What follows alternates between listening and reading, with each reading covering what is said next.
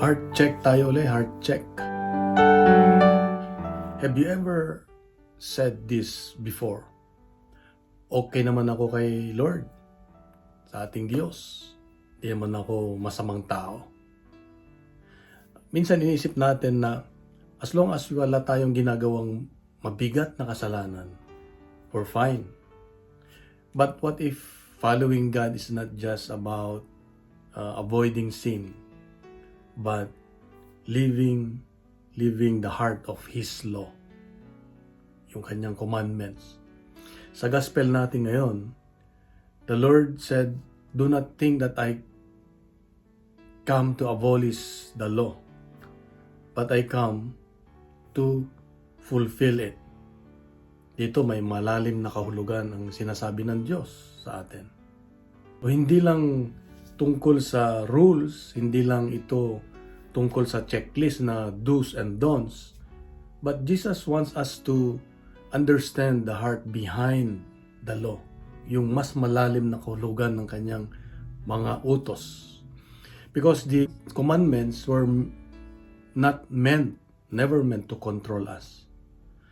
And the commandments were meant to lead us to love, para magmahal. Kaya nandyan yung mga utos niya. Kunwari, mahalin mo ang iyong mga magulang, mahalin mo ang iyong Diyos. Ibig sabihin ay yung commandments niya ay nagdadala sa atin kung paano matutong magmahal. Sa panahon ngayon na pag narinig natin yung salitang commandments, ay parang ang bigat, parang restricted ka. Seems like you are in a prison that controls you. Pero kung titignan natin ng maigi, most of the pain in the world sa buhay natin ay nagmula sa ignoring God's ways. Hindi natin nasusunod yung kanyang mga rules, kanyang mga commandments. Kaya tayo ay napapahamak. Nandyan yung broken relationships, nandyan yung dishonesty, nandyan yung selfishness, nandyan yung injustice. Kaya nawawala tayo sa direksyon pag hindi natin sinusunod ang utos ng Diyos. Kaya nga, ang mga commandments ni Lord ay parang isang GPS ng puso natin. Na pag sinusunod natin, ang GPS ng puso natin, ang commandment, ay nagiging tama yung pagtahak natin sa buhay. Kaya pag ini-ignore natin, doon tayo napapasama. And when we follow them, we have that freedom, and we're learning how to live in the life God that designed for us.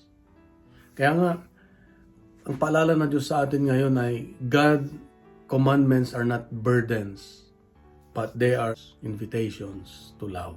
Jesus did not come to remove the law, but He came to show us how to live it with the heart. Today, it is a good moment to ask, Lord, do I follow your commandments out of obligation or out of love?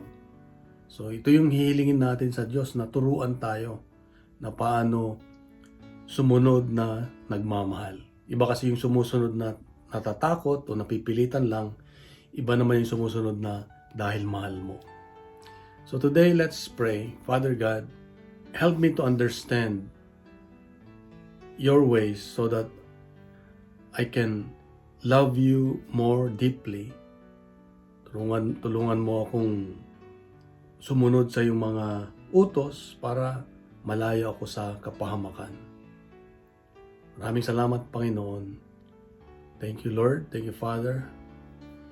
I ask this through Christ our Lord, with the Holy Spirit, one God, forever and ever. Amen. Hiniling ko po na ibahagi natin sa social media at gawin nating viral ang salita ng Diyos. Punuin natin ng good news ang social media. Sa mapagpalang araw sa iyo at sa mga mahal sa buhay, God bless, and God is good.